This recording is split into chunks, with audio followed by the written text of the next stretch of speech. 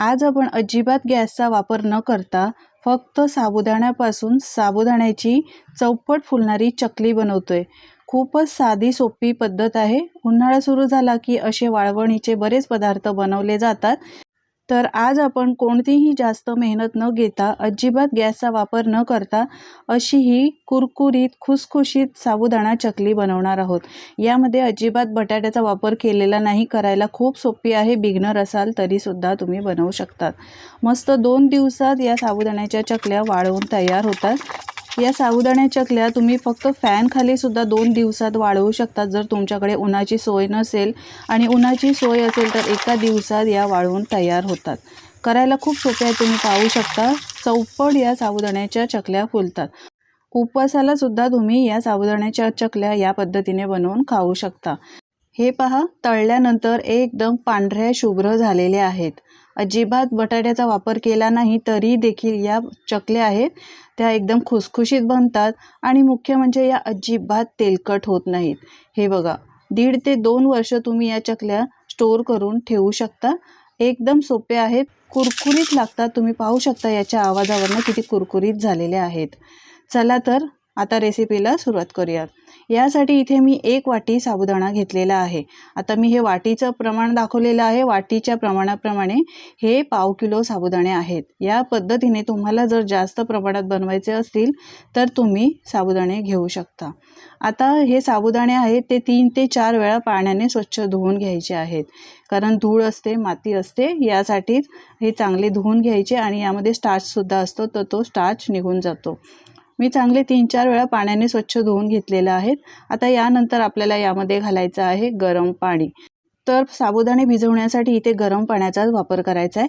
आता पाणी किती घालायचं, साबुदाणे बुडेल इतपत आपल्याला हे पाणी घालायचं आहे, म्हणजे साबुदाण्याच्या वर येईल इतपत आपल्याला पाणी घालायचं आहे। तर 1 वाटी साबुदाण्याला मी इथे 2.5 वाटी पाण्याचा वापर केला आहे। झाकण ठेवून आपल्याला रात्रभर असंच ठेवायचं आहे, किंवा 7 ते 8 तासासाठी तरी भिजत ठेवायचे आहेत। तुम्ही पाहू शकता मी रात्रभर साबुदाणे भिजत ठेवलेले होते।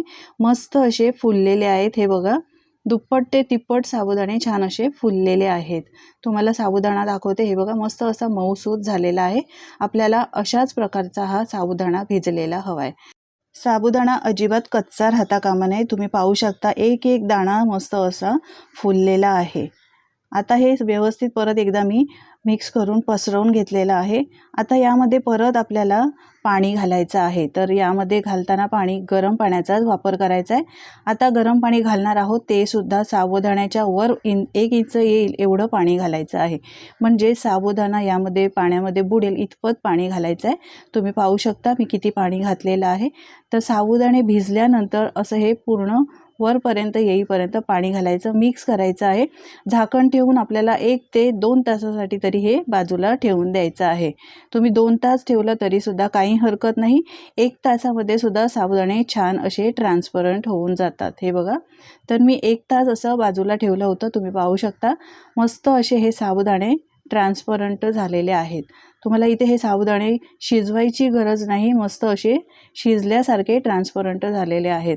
आता एक मिक्सरचं भांडं घेतलं आहे आणि त्यामध्ये हे साबुदाणे घालायचे आहेत। तर मी इथे 2 बॅचमध्ये वाटून घेणार आहे। तुमच्याकडे जास्त असतील साबुदाणे घातलेले, तुम्ही जास्त प्रमाणात बनवणार असाल तर 3 ते 4 वेळा वाटून घ्यायचं आहे।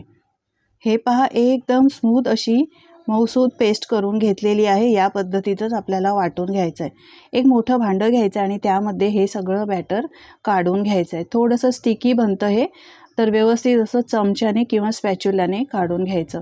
साबुदाणे वाटताना जर वाटत नसतील, बारीक होत नसतील तर यामध्ये तुम्ही थोडंसं अर्धी वाटी पाणी घालू शकता। गरज असेल तरच घालायचं, नाहीतर असंच मिक्सरला वाटून घ्यायचं आहे। तर मी अर्धी वाटी 2 बॅचमध्ये घातलेलं आहे पाणी, म्हणजे एका बॅचमध्ये अर्धी वाटी आणि दुसऱ्या बॅचमध्ये सुद्धा अर्धी वाटी पाणी घालून वाटून घेतलं आहे। दोन्ही बॅचमधलं हे मिश्रण यामध्ये घातलं आहे। आता हे चांगलं एकसारखं फेटून घ्यायचं आहे। 1 ते 2 मिनटं चांगलं फेटून घ्यायचं आहे, कारण हे बॅटर आहे ना ते हे स्टिकी होतं, कारण यामध्ये आपण बटाट्याचा अजिबात वापर केलेला नाही। आता यामध्ये काही पदार्थ घालूया। 1 चमचा जिरं आणि 1 चमचा चिली फ्लेक्स आणि 1 चमचा मीठ घातलेलं आहे। आता वाळवणाच्या कोणत्याही पदार्थात मीठ घालताना थोडंसं कमीच घालायचं, कारण ते वाळल्यानंतर खारट होतात। आता हे मिक्स करून घ्यायचं आहे। 1-2 मिनटं छान असं फेटून घ्यायचं आहे। यामध्ये तुम्हाला जर हे उपवासासाठी हवं असेल, जिरं चालत नसेल तर तुम्ही नाही घातलं तरीसुद्धा चालेल. इथे तुम्ही मिरचीचा ठेचा बनवून घातला तरीसुद्धा चालेल. हे बघा या पद्धतीचं बॅटर हवं आहे.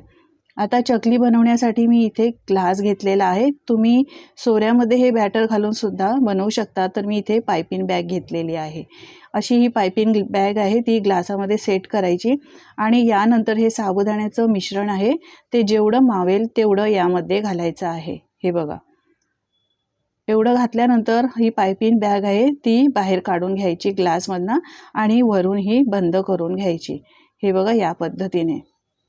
तर या पायपिंग बॅगमध्ये हे बॅटर आपलं छान सेट करून घेतलं आहे. आता याचं वरचं टोक आहे ते कापून टाकायचं.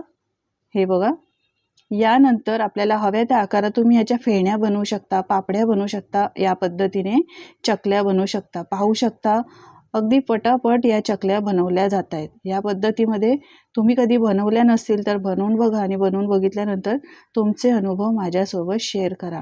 आहे की नाही साधी सोपी पद्धत. आपण इथे अजिबात गॅसचा वापर केलेला नाही, तरी देखील बघा बॅटर किती असं मस्त झालेलं आहे.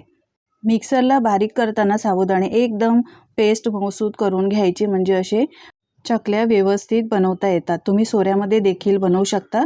सगळ्या चकल्या हे बघा या पद्धतीने बनवून घेतल्यानंतर मी 2 दिवस उन्हामध्येच डायरेक्ट वाळवलेलं आहे, कारण माझ्याकडे उन्हाची थोडी सोय होती म्हणून मी उन्हात वाळवल्या. एका बाजूने वाळवून झाल्यानंतर या पलटून घ्यायच्या आहेत. या प्लॅस्टिक शीटवर मी बनवलेले आहे. तुम्ही सुती कापडावर बनवू शकता, पण सुती कापडावर बनवल्या तर त्या चिटकतात. यासाठी मी प्लॅस्टिक शीटवर बनवल्या आहेत. 2 दिवसात मस्त अशा ह्या बघा चकल्या छान अशा वाळवून झालेल्या आहेत. छान अशा कडकडीत उन्हामध्ये वाळवल्या तर या 1.5 ते 2 वर्ष आरामात टिकतात. हवाबंद डब्यामध्ये तुम्ही अशा या भरून ठेवू शकता. पाहू शकता चिली फ्लेक्स घातल्यामुळे याला रंग खूप सुरेख आला आहे. तुम्हाला उपवासाला यामधले काही पदार्थ चालत नसतील, नाही घातले तरीसुद्धा चालतील. पाहू शकता किती मस्त अशा या चकल्या आपल्या बनवून तयार झालेल्या आहेत. अजिबात बटाट्याचा वापर केला नाही तरी देखील या चकल्या खायला खूपच मस्त लागतात, एकदम कुरकुरीत बनतात. पहा सगळ्या चकल्या अशा वाळवून तयार झालेल्या आहेत. पाहू शकता जास्त दिवससुद्धा आपल्याला या वाळवायला लागत नाही. 2 दिवसात मस्त अशा या वाळवून तयार होतात. हे बघा 1 वाटी साबुदाण्यापासून एवढ्या चकल्या बनवून तयार झालेल्या आहेत. तुम्हाला जास्त बनवायचं असेल तर तुम्ही जास्त प्रमाणामध्ये या पद्धतीने बनवू शकता. चला तर आता तळूनसुद्धा तुम्हाला दाखवते. या साबुदाण्याच्या चकल्या आहेत, यामध्ये आपण अजिबात पापड खायचा वापर केलेला नाही, तरी देखील या चौपट फुलतात. हे बघा पाहू शकता किती मस्त अशा पांढऱ्या शुभ्र या चकल्या फुलतात. मंडळी तुम्हाला अजून कोणती रेसिपी पाहायला आवडेल हे कमेंट करून मला नक्की सांगा. म्हणजे उन्हाळी वाळवणापैकी कोणती रेसिपी आवडेल बघायला हे कमेंट करून सांगा, म्हणजे ती मी बनवण्याचा प्रयत्न करेन. पाहू शकता आता या तळताना तेल चांगलं कडकडीत गरम करायचं. जास्त वेळ चकल्या तेलामध्ये ठेवायच्या नाही. तेलामध्ये टाकल्या लगेचच तळून बाहेर काढायच्या, नाहीतर त्या काळसर पडतील. पहा किती मस्त अशा पांढऱ्या शुभ्र झाल्यात आणि चौपट मस्त अशा फुललेल्या आहेत. तर मला जेवढ्या हव्या तेवढ्या चकल्या मी तळून घेतल्यात. पहा तुम्हाला वेळ नसेल आणि काही जास्त मेहनत करायची नसेल तर या पद्धतीने अगदी झटपट बनणाऱ्या या साबुदाण्याच्या चकल्या तुम्ही बनवू शकता. आहे की नाही साधी सोपी पद्धत. हे बघा एक चकली दाखवते तुम्हाला. पाहू शकता तुम्ही, याला चकली म्हणू शकता किंवा पापड्या म्हणू शकता, फेण्या म्हणू शकता. उपवासाला चालता द्या, पण यामध्ये जर चिली फ्लेक्स जिरं घातलेलं नको आहे तुम्हाला तर अवॉइड करू शकता. पहा ही सुद्धा पाहू शकता. आता मी तुम्हाला तोडून सुद्धा दाखवते. याच्या आवाजावरनं तुम्हाला समजलंच असेल की किती कुरकुरीत झालेली आहे. अजिबात तेलकट बनत नाही. तर तुम्ही सुद्धा या पद्धतीने करून बघा. रेसिपी आवडली असेल तर लाईक करा आणि शेअर करा.